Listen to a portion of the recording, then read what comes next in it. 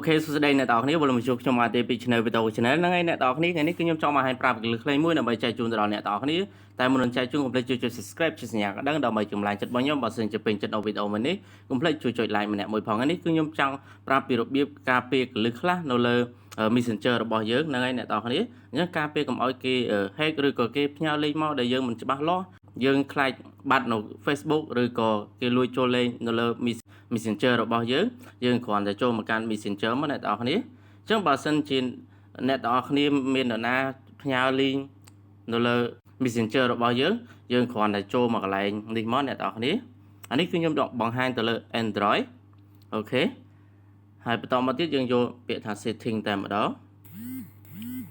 ហ្នឹងហើយ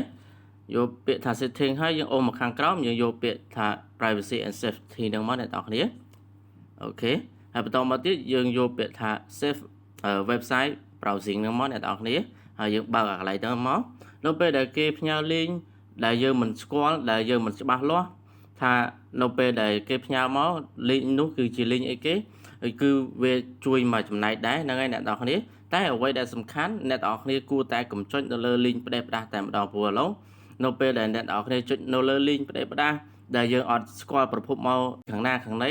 គឺប្រកាសណាស់យើងជួបនៅហានិភ័យអីផ្សេងជាដើមហ្នឹងហើយអ្នកនរគ្នាបើសិនជាអ្នកនរគ្នាចង់បើកនៅការពារនៅ account របស់យើងនៅចំណែកមួយនេះអ្នកនរគ្នាអាចបើកដូចខ្ញុំមកគឺរួចជាការស្រេចតែម្ដងនៅពេលដែលគេផ្ញើ link មកយើងចុចទៅលើ link ហ្នឹងគឺវាជួយមកចំណែកនៅការពារ account Messenger របស់យើងឬក៏ account Facebook របស់យើងតែម្ដងហ្នឹងហើយអ្នកនរគ្នាអញ្ចឹងបើសិនជាអ្នកនរគ្នាពេញចិត្តកុំភ្លេចជួយចុច like ម្នាក់មួយផងការចែករំលែកថ្ងៃហ្នឹងមានតែប៉ុណ្ណឹងអរគុណដល់ការចូលរួមទស្សនាជួបគ្នានៅវីដេអូក្រោយអូខេបាយបាយ